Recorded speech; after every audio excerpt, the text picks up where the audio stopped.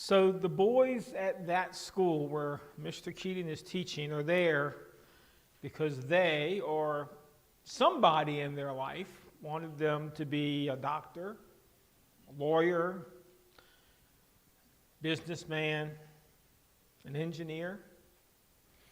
Mr. Keating is trying to inspire them to take a moment and examine what they really are: human. He wants them to approach their life with this thing of purpose. And well, he wants them to be passionate about their purpose. He delivers the message so eloquently, encouraging them to be active participants in this thing called life. He wants them to write their own verse and challenges them to consider, what will that verse be? What will you leave behind for your life and your marker? And maybe you're wondering, what on earth does any of this have to do with this thing that we call church?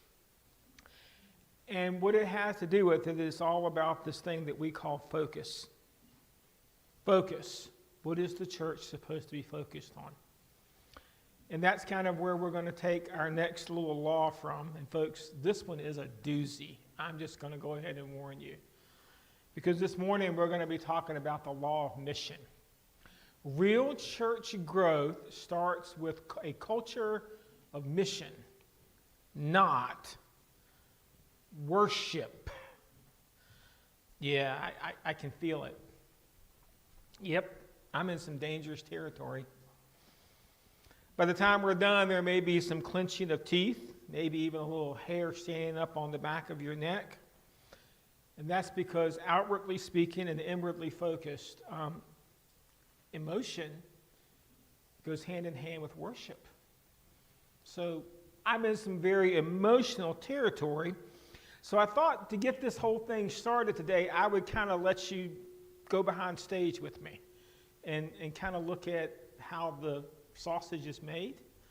You see, because every year, my family takes a vacation. And that means we're not here. And the weeks leading up to that are the same every single year. There's lots of things that I must make sure are in place before I leave. I must make sure there's somebody to stand in this pulpit and preach on Sunday morning. Good news for me, we got 2 candidates in this building that can step in at a moment's notice. And you don't understand how great a relief it is for me, and I am very thankful that we have that in place. I must make sure people are lined up for the sound booth, and they remember how to cut it on and cut it off. Because there's only a couple times out of the year that anybody else has to cut it on and cut it off, because usually I take care of that when I get in. For the worship team, I usually have to put it together a few weeks of slides early. I mean, we got to have them, right? So we've gotten used to them, so that has to be done early. And well, all of this means that getting ready to go on vacation can be kind of stressful. Now, I'm not whining, and I'm not complaining, because I know Sunday mornings are important. In fact, in the little book, Future Church, they encourages the reader, especially if they are the minister or leader, to take a test. Hey, Caleb, can you pull the lapel down just a little bit? I feel like I'm ringing just a bit, just a little bit. Thank you. So there you go, perfect, right there.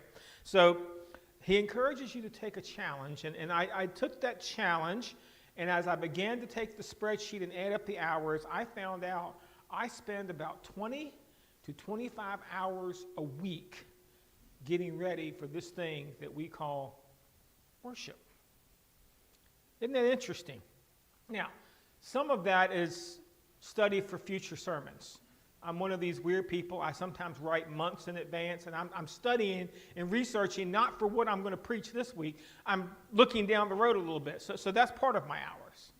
And some of that is preparing for this week's sermon, because while I write in advance, I do kind of put the wrapper around it and build slides and do all that. All of that happens the week of to make sure it's fresh in my mind and not something that got stale and moldy while it was sitting on the shelf somewhere. Some of it is administrative.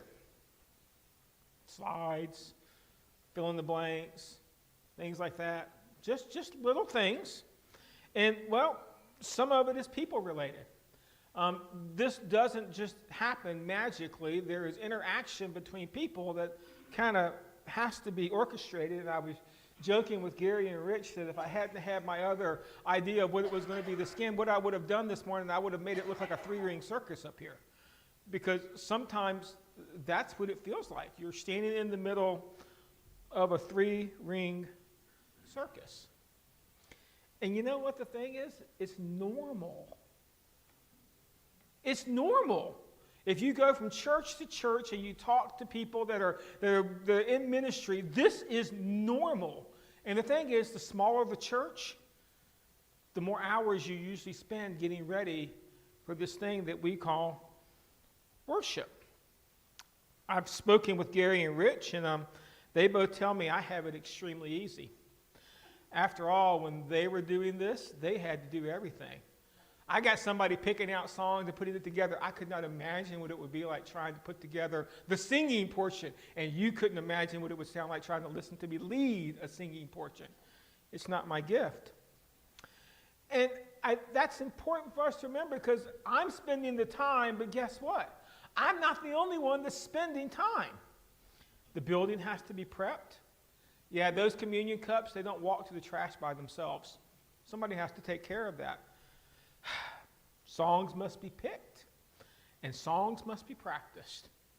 Bulletin printed, communion put together, as well as the meditations. And I haven't even started talking about kids' church yet. But do remember, I'm just talking about worship time. But again, it's important, because Sunday morning worship is the focal point of our church. Stop and think about that for a second. Sunday morning worship is the focal point of our church experience. And before you try to debate with me, let me just go ahead and give you the evidence. When I outreach and say, come to church, isn't this what I mean?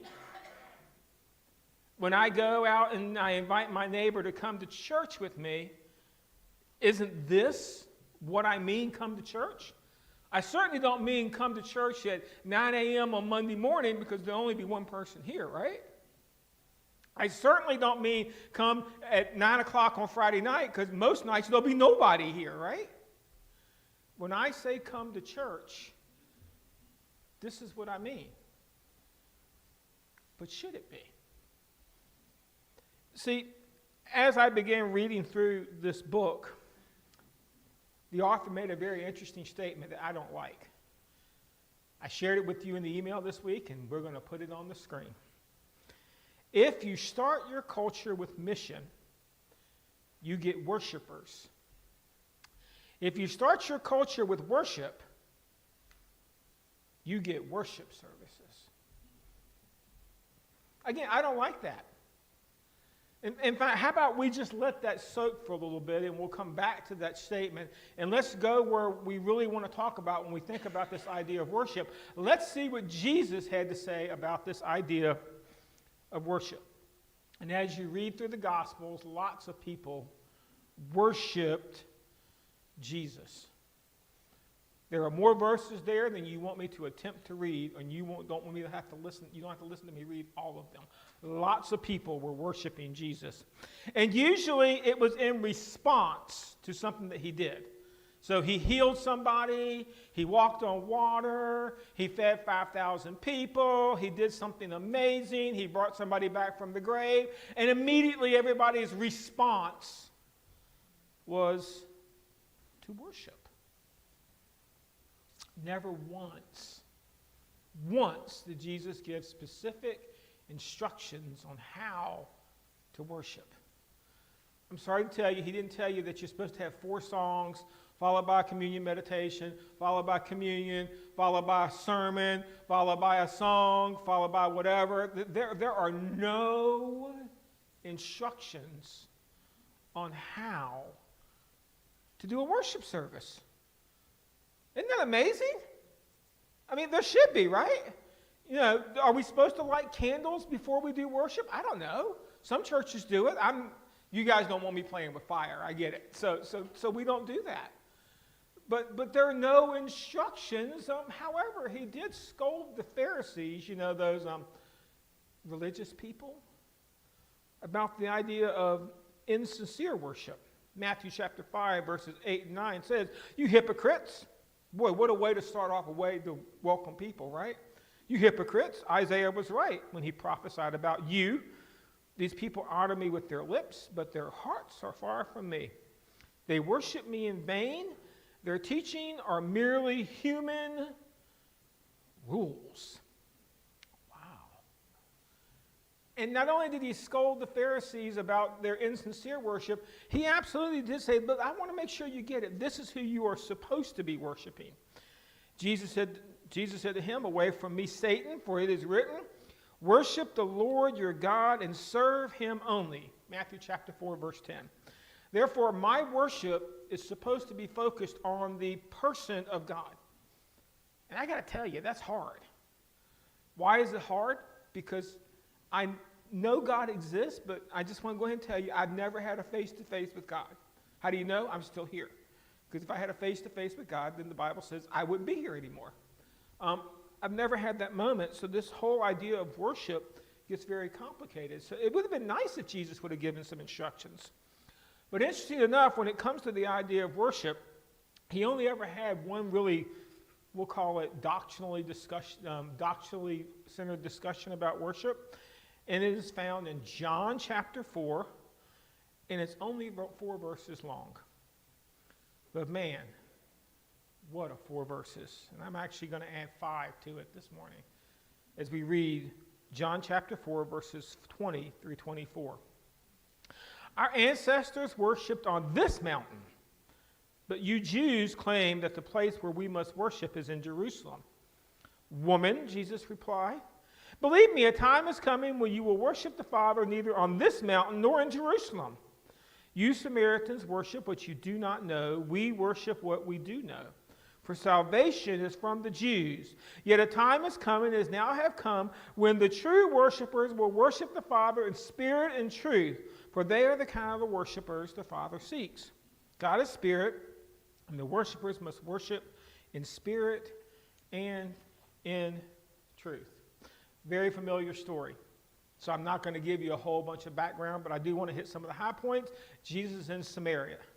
Not because it's Jewish territory, because he said it needed to go there. He meets a woman, and she's got issues, to say the least. And as Jesus begins to talk to her about her issues, she brings up the idea of worship. Jesus never actually started the conversation on the idea of worship. She wants to know the proper place to worship. You know what she's talking about, right? Worship service. Where am I supposed to go to participate in this thing that we call worship? And Jesus gives her an answer, and we like to focus on this particular phrase called spirit and truth. Let me read it for you again. "Yet a time is coming, and now has come, when the true worshipers will worship the Father in spirit and truth. For they are the kind of worshipers the Father seeks. God is spirit, and his worshipers must worship in spirit and truth." Now, I really wish at this point the lady had stopped the conversation and said, would you please explain the spirit and truth thing for me? Would you give me some details on what do you mean by spirit and truth? Because as you begin to go look at this idea of spirit and truth, there's a lot of things that people say it means. Some say it means with your heart, which is your spirit, and your mind, which is truth. Okay, I'm okay with that. Some say it means that you're supposed to be open, you're supposed to worship openly, since the Spirit knows all, and honestly, which is truth. Okay, Here's the thing. It seems there are a lot of different things about this, but as you go out there and you start Googling what spirit and truth means, every article you pull up, it says it's obvious what it means. So if it's obvious what it means, then why don't we really have an agreeing point on what it means? And the thing is our friend, the lady here, the woman at the well, she didn't help me out very much because she didn't ask the question. Now, here's the thing, as you bounce from church to church and you look at their websites and you look at how they define their worship, you get a lot of labels, and they've even, everybody seems to think they are worshiping in spirit and truth. I did not find one single website that says they worship in flesh and deception. Not a one. So we all think we got this spirit and truth thing down because we think we're the worship service that has it all figured out. And the ironic thing is the woman, her focus changed at that statement. Did you see her say, well, what do you mean spirit and truth? Would you please explain that to me? Absolutely, positively not. What caught her attention was Jesus, and Jesus' answer is, for salvation is from the Jews. Now, how do I know that? Well, because I can read. Verse 25 says, the woman says, I know the Messiah, called Christ, is coming. When he comes, he will explain everything to us. So, whoa, wait a minute. We just went from a worship conversation to a Messiah conversation. She totally let it go past her, the spirit and truth thing. She didn't say, so what do you mean spirit and truth? And obviously she didn't totally understand it because she's like, okay, at some point I'll understand what you mean, but I'm not interested in talking about the worship thing anymore. I want to talk about where salvation comes from. Her reply indicated that Jesus had piqued her interest with this idea of Messiah, which is absolutely the code word. She had mentioned salvation. Jesus had piqued her interest with salvation, which is her code word for Messiah. So now Jesus has an interesting choice. He can either ignore her response and continue to talk about worship, or he can look at her response and what now has piqued her interest, and he can go down the path of mission. Guess which way Jesus went? He immediately turned the conversation back to mission. Then Jesus declared, I, the one speaking to you, and I am he. I love this point. No riddles. No, tell you what, I'll give you a few more hints and you see if you can figure it out.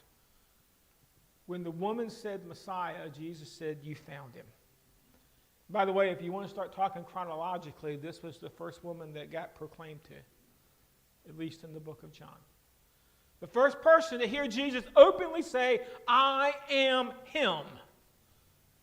It was this woman in Samaria that wanted to talk about worship. But now all of a sudden, everything had changed. Jesus said, I am Messiah. And let me guess what the lady did. She went around and she gathered all of her people and said, Messiah's here. Let's do a worship service. That's not what she did. What happened was mission broke out. This is what it says. I'm down in 28 through 30. See? I didn't do enough work on my slides this week. I'm in verses 28 through 30. Then leaving her water jar, the woman went back to the town and said to the people, come and see a man who told me everything I ever did. Could this be the Messiah? So she's not sold on the idea, but she's open to the idea of sharing what she has now learned. They came out of the town and made their way toward him. Now, why is this amazing? Because the woman that was avoiding people now went looking for them. The reason she had come was no longer all that important because she left her water jar behind. The disciples come back, and talk about confused. They're wondering what on earth happened. We just took a lunch break. We just went to get lunch. And now all of a sudden, this woman's running around town, and she's telling them, I found the Messiah. I found the Messiah. Come and see. Come and see. What do you think? Is this the right guy? And the disciples are like, what did you do? We can't leave you alone for a minute, Jesus. What have you done? And Jesus uses it as one of these very teachable moments. Not about worship, about mission. This is what he says. Don't you have a saying? It's still 4 months until harvest. I tell you, open your eyes and look at the fields. Exclamation point. They are ripe for the harvest. Even now, the one who reaps draws a wage and harvests a crop for eternal life, so that the sower and the reaper may be glad together. Thus saying, one sows and another reaps is true. I sent you to reap what you have not worked for. Others have done the hard work, and you have reaped the benefit of their labor. Can't you just see Jesus barking out the orders? I can. Hey, Simon, you're a zealot. Set me a drum up over there and let's make some noise. Hey, James, you and your brother John, you're on the bass and the guitar. We'll call you the Sons of Thunder. That's a really good name to give you, right? How about you, Thaddeus? Didn't I hear you say somewhere you took some piano lessons when you were little? You can have the keyboard. Philip, Nathaniel, Thaddeus, Thomas, you have the best voices in the group, so you lead the singing. Bartholomew, not so much, so you get to run the sound. Andrew, you can be the greeter. Judas Iscariot, well, you can oversee taking up the offering. Matthew, you count it afterwards to make sure it's all there. And well, Peter, you take care of prayer because you have interest in prayer. And well, me, of course, I'm Jesus. I'll preach. Okay, people, chop, chop. Everybody, get their places, everyone. Go ahead, get ready. The crowd is coming. We got to get these people to worship because we're going live in 5, 4, 3, 2, 1. It's showtime. Is that what Jesus did? He didn't see the crowd coming and say, hey, we need to have worship. Absolutely, positively not. As the crowd came, Jesus told them to open their eyes and look at people's biggest needs. Isn't that what he said? Stop. Look. See. Jesus talked about harvest. He used words like sow and reap, not singing and rituals. That kind of hurts a little bit, doesn't it? And as Jesus began to rechange their focus and said, hey, this is not about a worship service. This is about the idea of being truly worshipful. Well, mission is what broke out, not worship. Although worship naturally followed. This is how the story goes. Many of the Samaritans from the town believed in him because of the woman's testimony. He told me everything I did. So when the Samaritans came to him, they urged him to stay with them, and he stayed 2 days. And because of his words, many more became believers. They said to the woman, we no longer believe just because of what you said. Now we have heard for ourselves, and we know that this man really is the Savior of the world. It's not a number quota. How many people were there? I have no idea. What does many mean? It means many. It probably means more than one. But it says many people didn't come to worship. They came to believe. They came not because of worship, but because of testimony.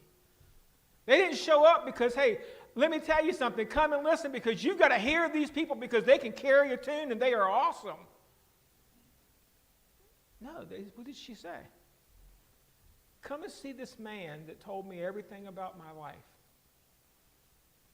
Could he possibly be the guy that we've been looking for all these years? Is he Messiah? And as they began to come and see what this lady is talking about, it just got personal. What did they say? We heard for ourselves. And we know. You get it? They aren't necessarily trying to put together a worship service. They are trying to put together an environment where people can become believers in Jesus. The focus had to come off of themselves and toward Messiah. And in the end, the people that were sitting there, they didn't want more worship. What did they want? More Jesus. Hey, can you stay a couple days? Can you hang out with us? We want to know more. We want to hear more. We want more about you. I really wanted to skip this chapter in the book because it bugs me. Because I have personally, over the years, put so many hours of effort into this idea that we call worship. And now I got to deal with this statement. If you start with the culture of mission, you get true worship, you get worshipers. If you start with the culture of worship, you get worship services. So what does that mean? Does it mean we shouldn't be doing this? Absolutely not. It doesn't mean that you don't quit doing what we're doing. We just need to understand why we are doing what we're doing and where our focus should be. Because when worship is the focus, church is a place you go instead of a going people. You going to church this week? Isn't that what we say? You going to church this week? Yeah, okay. I'm not going, but I'm going to attend online. So we still have this idea that this is supposed to be the connecting point for a church. And in doing so, we become people that come to a building instead of going to reach people. When worship is the focus, church is about time spent instead of eternity preached. So we have this other phrase that what are we doing after church today? Anybody here got lunch plans for after church today? Okay. Anybody here got plans to go home and watch the NFL football games after church today? Anybody here got plans to maybe go hang out with their kids after church today? We have things that we do, and we make church a time slot because we have before church, during church, and after church. Therefore, we have before worship, during worship, and after worship. And do you see why that makes zero sense in the way Jesus is talking about things? Because we've turned it into a slot. It's a spot in my life that I have to put on my calendar and maybe set a reminder, got to go to church this Sunday. It's not a lifestyle, folks. And so we began talking about the time spent, what I did during worship, what songs we sang, what the minister talked about. Those are the things, instead of beginning to talk about the eternity aspect of things, that you know what? We need to be talking more about what it means for the sake of eternity. You see, when worship is the focus, it becomes about inspiration and enjoyment, not pleasing God. Okay, I can raise my hand on this one. How many times have you ever left a worship service and you're like, I didn't really like that? Really? Was it for you? Maybe it's supposed to be, right?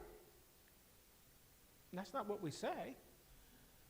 Does it really matter if I like it, or am I supposed to be here to participate in it because I am giving myself toward God? You see, what God really wants has absolutely positively nothing to do with how many songs we sing or what we sing or even what the minister's preaching on. Matter of fact, Luke chapter 15, verse 7 says exactly what pleases God. I tell you in the same way, there will be many more rejoicing in heaven over one sinner who repents than 99 righteous persons who do not need to repent. So if I just kind of do the math, God would rather have one new believer than he would rather have 99 worship services telling him how great he is. Wow. That's some serious math, folks. That's because what excites God is a restored relationship, not a staged worship service.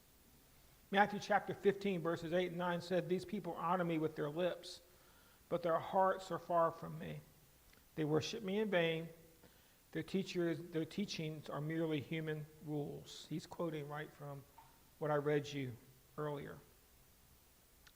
See, that's the problem when worship becomes the mere focus.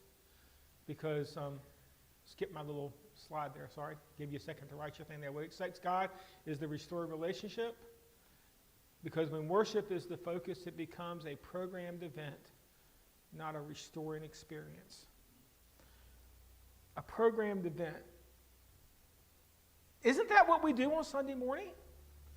We've got it all figured out when we walk in here. Now, I'm not saying we need to have chaos, because chaos, nothing good comes from chaos. But we kind of have this all figured out, right? As a matter of fact, if there's anything that's going to change, we're passing emails and texts back and forth to the people participating in worship, saying, well, I'm not going to be here. I'm going to be sick. I want you to know I'm not going to be here. We do all of that because we want to make sure that when we get up here, the finished product looks good, right? Is that really what we're supposed to be focused on, the finished product? Or are we supposed to be focused on offering up a restoring experience to somebody that maybe came in here today and their life is a wreck? Man, they've got more problems than they can shake a stick at. And they just needed a place to come and take that breath. Did we provide that for them here? Or did we just check the boxes that we did our worship service and church will now be over and I can get back to my regularly planned and scheduled life? That's because worship was never designed to be the focal point, but the after effect of mission. You know what are some of the funnest sermons series, the funnest worship services we did? The ones that start off with baptisms. Man, they just kind of set the pace, don't they? That is so awesome when you have that moment. It's just kind of cool because it changes your perspective. You're like, we want more of that. Well, to get more of that doesn't come from a worship service. To get more of that comes from our mission. Our mission to go out and seek and save the lost. See, I told you this was a doozy. I told you this is one of those things you're going to have to think about. So if you're here today and you came for a worship service, I truly hope you've enjoyed and appreciated what was offered. Come back next week, we'll do it all over again. But if you're here today and you're looking for something more, all I can offer to do is tell you about a man that I met once who told me all about my life and who instructed me on who he is, and he is the Messiah. His mission was to seek and save the lost. He gave his life to accomplish this mission. And I'd love to have the opportunity to introduce you to him in our own By the Well experience. If you've already met him, then my question becomes, what are you doing to bring others into a relationship with him? Is it just coming to a worship service? Or have you accepted God's mission to go out and lead people back to him in a loving relationship?